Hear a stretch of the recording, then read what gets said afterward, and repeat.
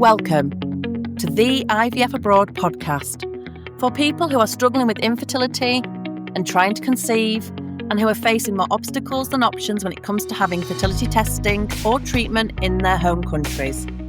Alongside other experts, I will share, educate and empower you on your journey and help you to learn more about going abroad for advanced fertility testing and treatments like IVF and egg donation.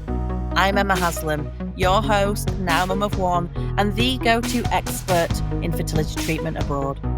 Since the birth of our son in 2018, I have made it my mission to make fertility treatment more informed, transparent, accessible, supported and affordable for more people.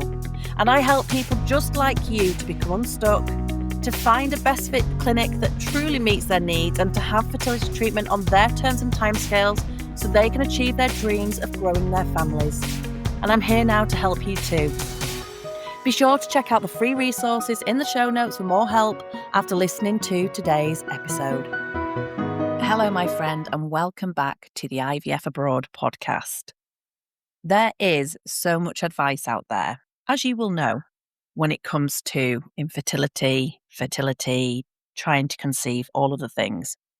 And a lot of that advice is repeated so often that it almost becomes accepted as facts, even when some of that advice is not right for you, might be right for somebody else, but not necessarily for you. Some of it is complete BS and misinformation, and some of it is factually correct. But there's always nuances with all of these things. And I think the important thing to take away here is I'm not saying that it's always wrong, but it can be. But it doesn't necessarily mean that that advice is right for you. And today I want to share with you some of the fertility advice that I would encourage you to think twice about and things that I wish that I had have known, because you don't know what you don't know, when we were going through our infertility journey. And I also want to give you some things to think about and ask perhaps instead that will hopefully be helpful. So welcome back. I think today's topic probably impacts everybody who's struggling to conceive. Advice. You know, when you're trying to have a baby, everybody seems to have an opinion on that. Friends, family, social media, perhaps Google, maybe Facebook groups, AI, clinics, websites, clinic consultations, doctors. There's a real spectrum of opinions that come in and advice that comes alongside. And while some of this can be incredibly helpful and relevant, the fact that information and advice is coming from so many different places means that it can be conflicting often. And as I mentioned earlier, repeated so often that it almost becomes accepted as pure facts. Now, before we get into this, I just want to be super clear. The reason I'm recording this is not because I think that everybody else is wrong. It's because I think that this advice presented is often presented as though it applies to everybody, and because there is misinformation out there. And when fertility is one of the most individual and important journeys that there is, my hope is that you don't ignore everything that you've ever been told, but that it encourages you to ask questions, think critically, and make decisions that you are sure are right for your situation. So let's get into it. The first one, you will have heard this. We have all heard this, and it literally makes my toes curl. Just relax. And this comes from often those closest to us, family and friends, although I do know of medical professionals that have said this to people as well, which is outrageous. But despite good intentions, it's just not the truth. Relaxing does not get us pregnant. Relaxing does not bring us our baby home.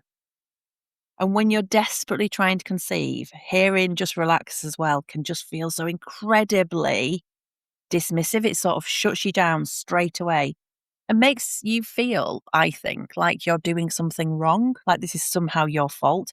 People said it to us as well. And I think people just panic and don't really know what to say, although they should just not say anything at all or ask you how they can help you. But as we know, that doesn't always happen. And a medical professional should never be saying to people, just relax, because that is not going to get you to where you want to be. And I think it leaves people wondering if they've somehow caused their infertility because of stress. And infertility is stressful, but stress does not cause infertility. Now, don't get me wrong, looking after your mental health absolutely matters. Reducing stress where you can is important. But if relaxing alone fixed infertility, then we probably wouldn't have 1 in 4 people struggling to conceive, and fertility clinics wouldn't exist en masse like they do. So instead here, I would be thinking, have I had the right investigations? And if you don't know what the right investigations are, then it's finding somebody who can help you to determine what they might be and looking at what support you might need in place to understand why things might not be happening. And that might be through the NHS if you're here in the UK, although bear in mind that the tests that they might offer you will be very, very basic and can make things appear like they are okay when actually there are things going on. And so again, people can feel dismissed here at this point because they're told to just go away, keep trying, relax, get on with it. But actually, there's more tests and things that could be done. And while I'm not here to bash the NHS, they can only offer very, very simplistic testing. So it's just something to kind of bear in mind. And if you feel like you are open to having the tests and things that might be needed, then this is a really good place to start, because do you know what? You might not need to have IVF. There are people that get to the bottom of these things with help and then are able to go on and conceive naturally. So please don't think that this is in any way, shape or form your fault. I know from my own personal journey, and I know from speaking to my clients, we blame ourselves so much for this, and none of this is our fault. And statements like just relax do not help. And if you're hearing that from people in the medical profession as well, I think sometimes we can take that as, well, I just need to relax, or we just need to relax and then it will happen because they've done these baseline simple tests and there's nothing wrong. And, it's really, really bad advice to say to somebody, just relax and it will happen. Another one that you may have heard from people is just keep trying. I mean, sometimes this is exactly the right advice. As I said, there are nuances with all of this. Sometimes if people haven't been trying for very long and they're young, then it might be that it's good advice to keep trying, or to keep trying for a period of time, but not inevitably. And sometimes continuing to do the same thing without asking more questions just simply delays getting the answers. And time matters, doesn't it, on this journey? And also, it's flipping horrible being stuck in limbo. I think it's one of the worst bits. And there comes a point where asking some different questions is more valuable than simply waiting. And, I'd be thinking, is there anything else that we should be investigating? Or at what point do we stop trying and start to investigate things? Another one that is really damaging for people to hear is being told that they've got unexplained infertility. It is something that people are told as if that's some kind of diagnosis. And then often they're just kind of sent away with that. You've got unexplained infertility. We can't find anything wrong. Therefore, just keep trying. And this is dangerous. I mean, if you've listened to me before on this, you'd probably know that this one was going to come. But I struggle with this because it so often means that it's not been explored, or it's not been explored enough. And it means that the person you're talking to either doesn't have the means, or perhaps it's, like I said earlier, if you're with the NHS, they're unable to do any further explorations, or you're with a clinic that just doesn't have that specialism. And so, again, the onus is put back onto you, and you're sent away thinking, well, just keep trying. But actually, there's a reason. And after so long of trying, there is a reason, and that reason needs to be found.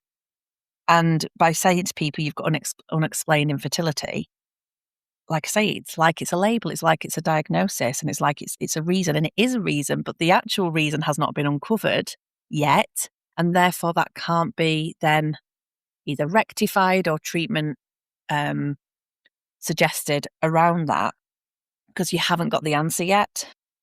And unexplained means unexplored, and that's a really important distinction. So instead, it's about thinking what hasn't been looked at yet. And I'm not suggesting that you can do all of this by yourself. You need help with these kind of things. But I think it's about putting yourself in the mindset that it's okay for you to start questioning and thinking about some of these things in a different way, and looking at maybe what could be done differently and what your options might be. Another one I hate as well. You just need IVF. Just. Like it's no big deal. But also, you might not need IVF. This is one I feel really passionately about. IVF is an incredible treatment that's helped millions of people like myself to become parents, but it isn't automatically the answer to every single fertility problem. And sometimes it's absolutely the right next step. But sometimes, and I'm thinking back to just talking then about unexplained infertility, sometimes it's there are investigations that haven't happened yet that need to happen first. Sometimes surgery, sometimes treating male factor infertility. There are steps before that if you're in the NHS system, unfortunately, none of those steps come before it. It's like, you're referred straight for IVF if you then even qualify for it. But, you might not need IVF. And with the right investigations, it might be that actually your path to conception indeed is a natural path, but perhaps there needs to be some intervention and investigations before that.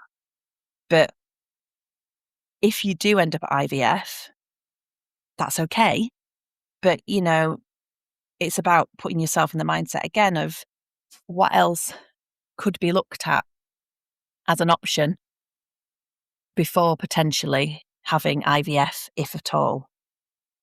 Because it isn't automatically the answer to every single fertility problem. And I think one of the biggest assumptions I see is that if pregnancy isn't happening naturally, or people aren't getting to a live birth, that the answer must be IVF, and sometimes it is, sometimes it isn't. So I'd be thinking about, is this genuinely the right next step for us or for me? Or is there something else that we need to understand, or I need to understand first? Which nicely leads me on to my next point, which is just, in inverted commas, do another round of IVF. Now, this is a bit different because at this point you've already had IVF, right? And it might be that, well, actually, before I say this, every cycle of IVF is both therapeutic, you're there for the therapy, but also diagnostic. So we do learn things with every failed cycle. However, what we don't want to be doing is the same thing each time with no changes. Because if we keep doing the same thing each time, and it's likely that we're going to keep getting the same result.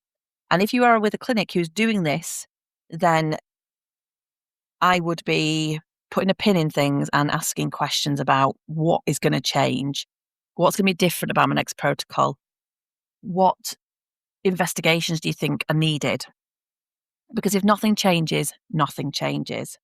And we can't expect necessarily a different outcome. Now, there are occasions where it does make sense to repeat things pretty much as they were before, but not cycle after cycle after cycle. So it's worth understanding what's been learned from a previous cycle, and it's worth questioning and understanding a clinic's rationale if they are suggesting that you do the exact same thing again. Because in my mind, with my experience of helping hundreds of people to do this, the clinic should be looking at what can be tweaked, what can be changed, what needs to be relooked at, or what needs to be looked at that hasn't been looked at in the past. So be thinking about what could be different this time. And I'm not saying it's your job to decide what's going to be different, but just looking at the clinic that you're with and thinking, are they just doing the same thing over and over again, taking our money, or actually are they looking at what could be changed and what's the reasons for that? What's the evidence for that? So that you can understand and you can input into your treatment as well. The next point I've written down is about needing to lose weight.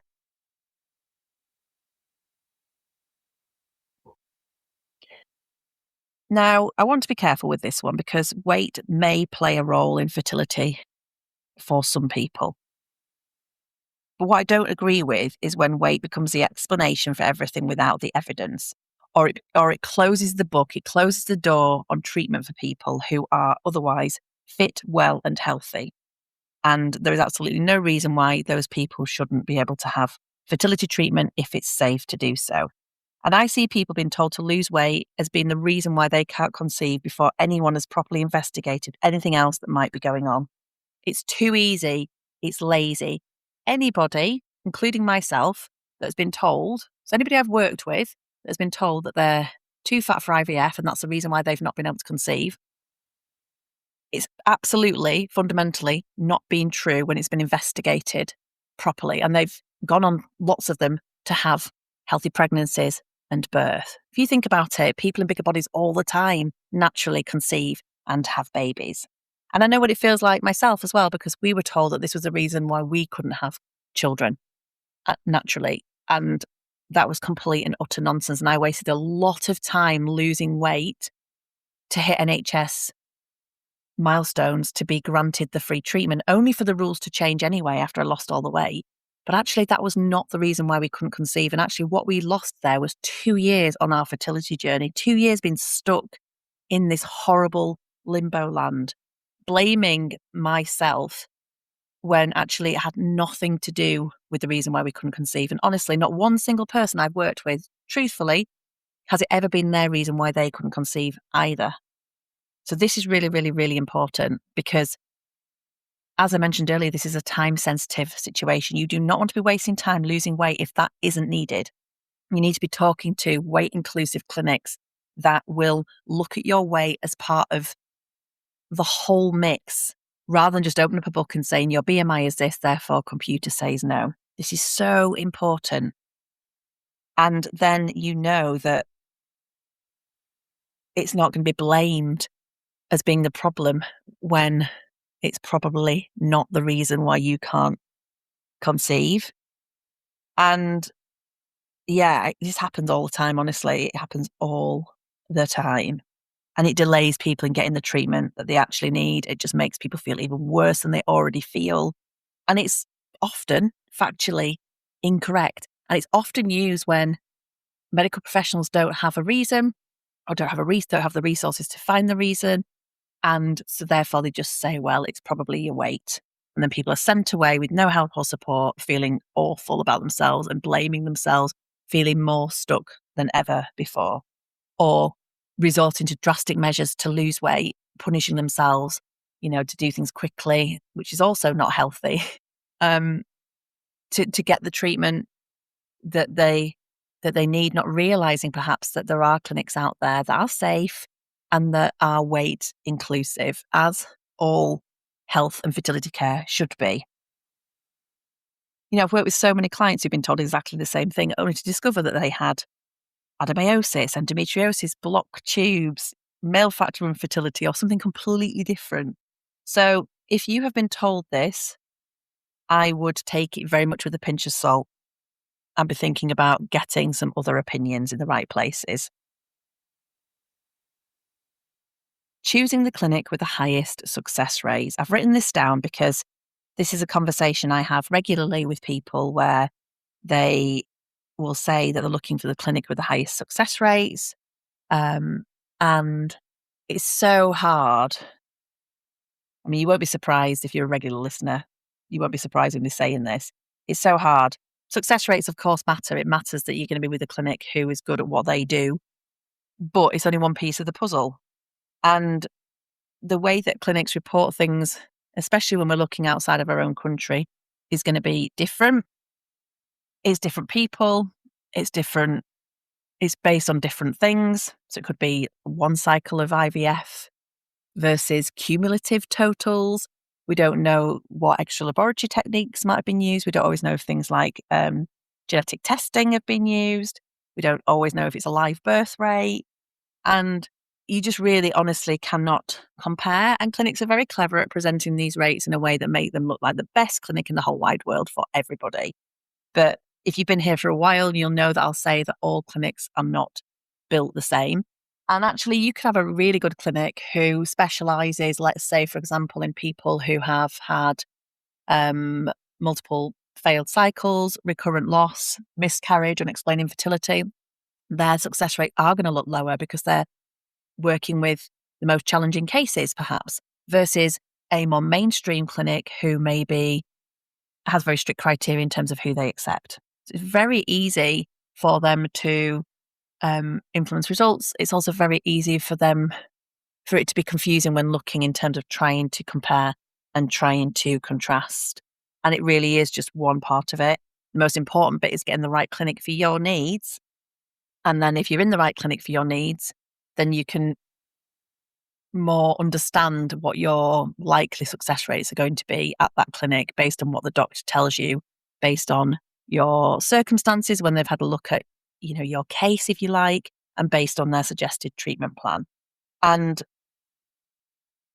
truly believe me when I say that these clinics with the highest numbers on their websites are absolutely not automatically the ones that have the highest success rates. We don't know who has the highest success rates. And honestly, I think this has to be one small part of your puzzle, and I would be taking the clinic's predicted chance of success for your situation rather than the kind of blanket success rates that they might be advertising. If you've got a clinic that best fits your medical history, then and your budget and your personality and your care needs, that's going to give you the best experience without regrets. It's going to stretch your budget further, and you know that you're in the right place for your needs, which are going to increase your chances of success. And that is far more important than focusing on the success rates on a clinic's website or in a clinic's literature. So what advice would I listen to? Well, if I could replace every piece of advice that we've talked about today with just one thing, it would be this. You want to find people in your corner who ask more questions than they give answers. You want people who want to understand your history, your wishes, your diagnosis or lack of, any previous treatment, your priorities, your concerns, your budget, your goals, before telling you what to do next.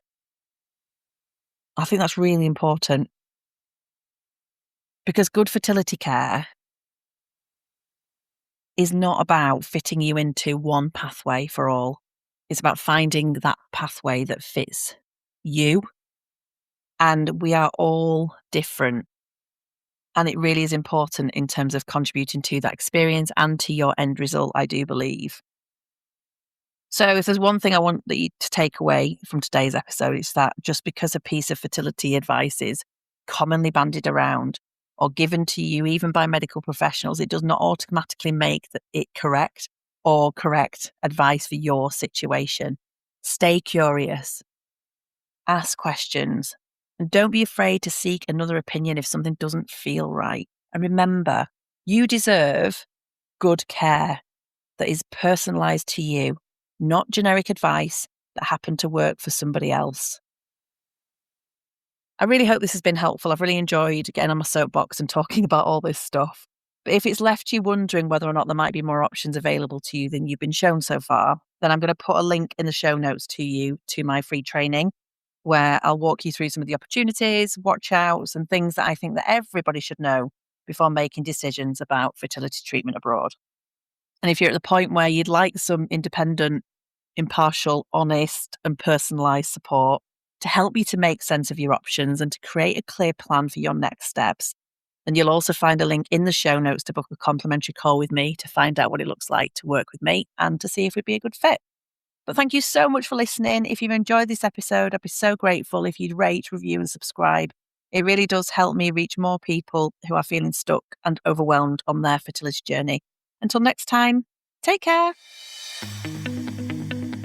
If you are facing more obstacles than options and want to learn more about how to overcome your fertility testing and treatment challenges in your home country so that you too can fast track to growing your family and on your terms, then check out my free training at yourivfabroad.co.uk/free masterclass. Don't forget to rate and subscribe so you don't miss an episode and so that I can reach and help more people.